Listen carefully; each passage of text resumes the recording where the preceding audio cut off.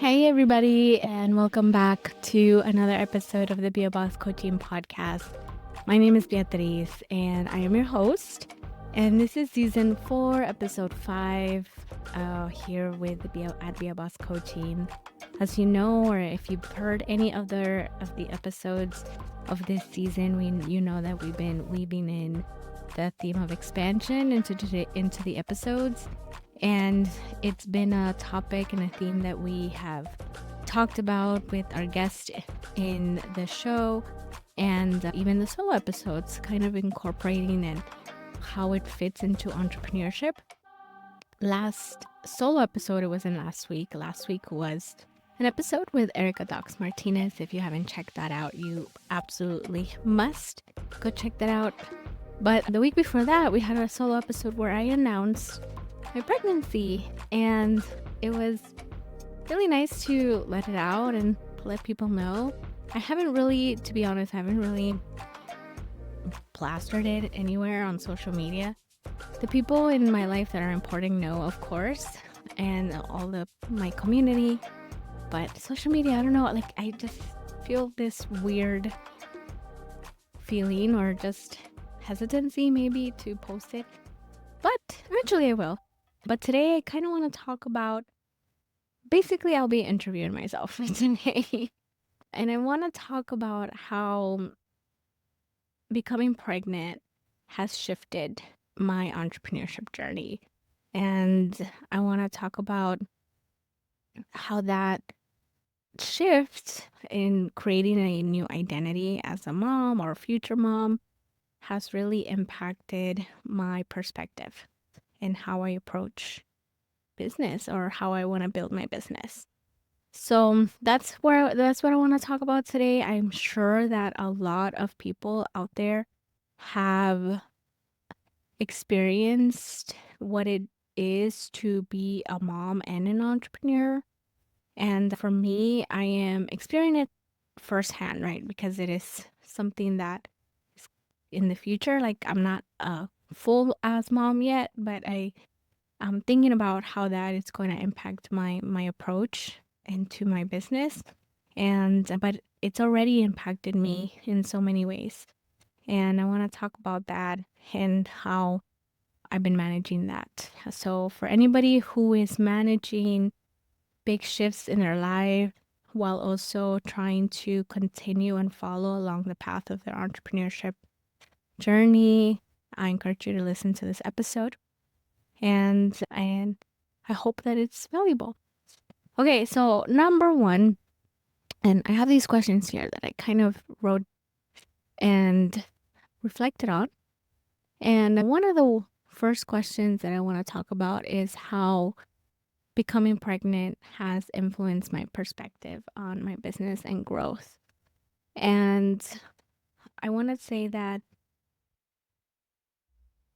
it has really allowed me to take a step back and to essentially figure out new ways for me to live in this new reality of mine. Before becoming a mother or before becoming pregnant, I was spending a lot of time in my business doing everything myself. I'm a solopreneur. I do the podcast. I did my newsletter. I had a newsletter that I was managing and putting out every week. I had a blog once a month that I put out on my website as well as on LinkedIn. I did all of my social media content. I even started a YouTube channel. And all of that was my attempt at creating multiple ways that people can find me online and get a sense of who I am and what I talk about and how I coach in my business, how I approach my time with my clients. And I was even planning a membership launch, which the minute I found out I was pregnant pretty much halted. And so it halted because I think I really needed time to understand what this meant for me and how do I approach my business while also trying to take care of myself and not overexert myself, because it was a really big toll on my body, and not feeling guilty about taking my time to really think about what this means for self-care, and not feeling guilty pausing my operations for my business. I tried to go on with the regular operations that I was doing, and it was just not sustainable for me anymore, especially in the first trimester. It was very difficult to do that. And at that point, I realized that I, my perspective has always been to continue to take care of yourself in your entrepreneurship journey. Remember to continue to pause and to be reflective and mindful of the things that you're doing as you're building from scratch. And I really took that to heart. And I think during that time, though, it was just finding the scraps of energy to do anything for my business, whether that was recording or planning this podcast or even writing a newsletter.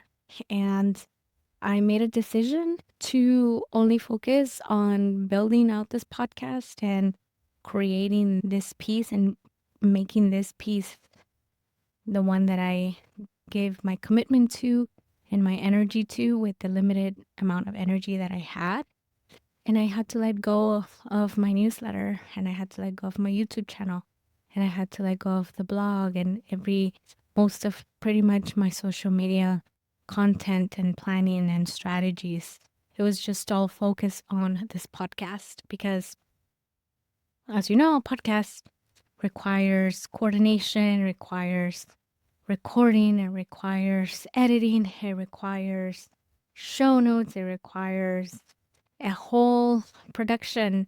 And I was doing it all on my own. So I decided to put my energy into the one thing that I actually do enjoy and that I know takes the most energy, but that would continue to still feed my soul and also be a piece within Be a Boss coaching that I can give my time to.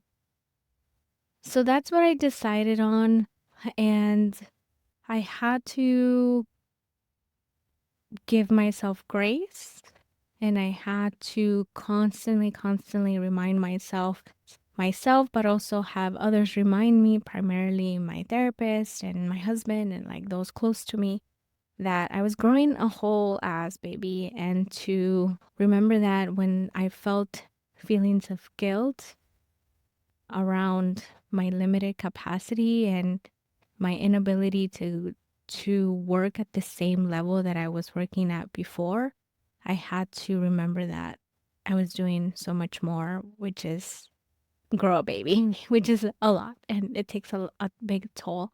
And so the way that my perspective has changed on business and growth is to finally put all of the tools in place that I've learned throughout my journey, my self-care journey, but also my mindset journey, my healing journey, and to really put those into practice and to have ways for me to remember that these tools are not just tools to practice every now and then. It's like tools that you practice every single day, especially when big shifts happen.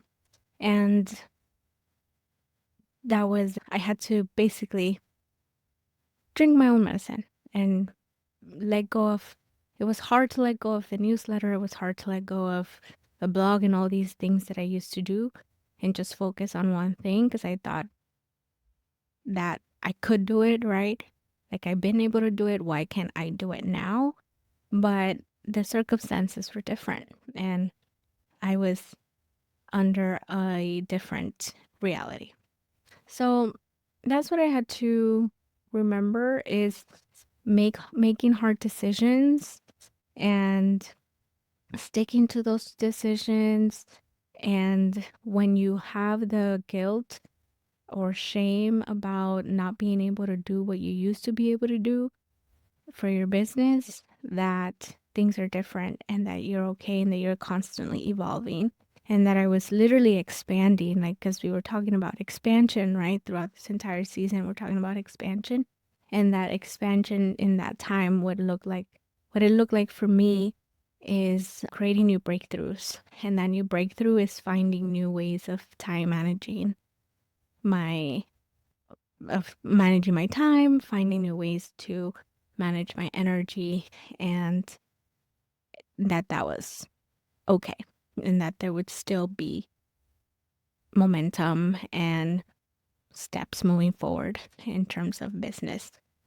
I was like, this is going to be a slow season. It's not going to be one where I have all these clients coming in and all this revenue coming in. No, I was going to pause on this membership that I was planning. I was going to pause on receiving new clients. And the only thing that I wanted to sustain was the podcast.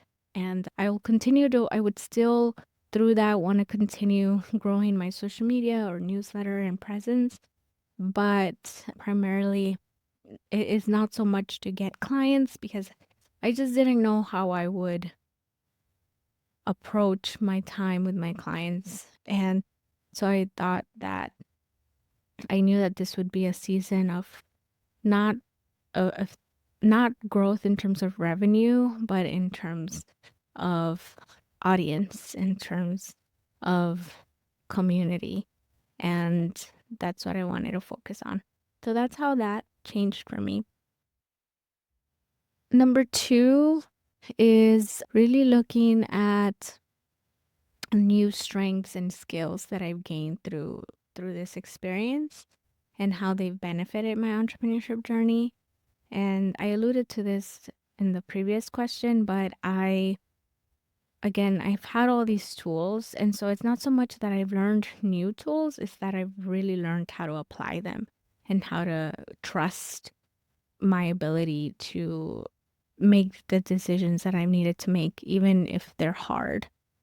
And the strengths and skills that I've learned throughout my entire journey have really been about mindset and being able to regulate my body and find ways to do things that are still scary, but also regulate when those moments are present, really know how to regulate my nervous system so that I can continue growing in that sense. And so the strengths and skills that I've learned in this process has mostly just been how to apply them, how we can talk about them in theory, but what does it look like from a day-to-day perspective to apply mindfulness or to apply regulating your nervous system or to apply your time management skills.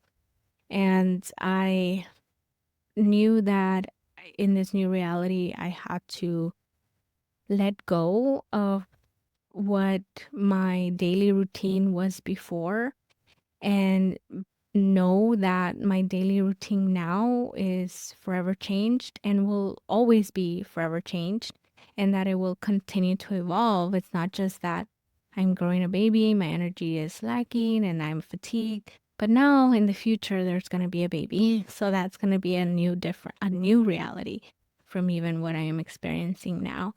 And so it's really breaking through, understanding that there's a new reality to get used to, a new way of doing things, and understanding that those things evolving are okay. Things are never gonna, like I used to think, oh, once I pop out this baby, things are gonna go back to normal.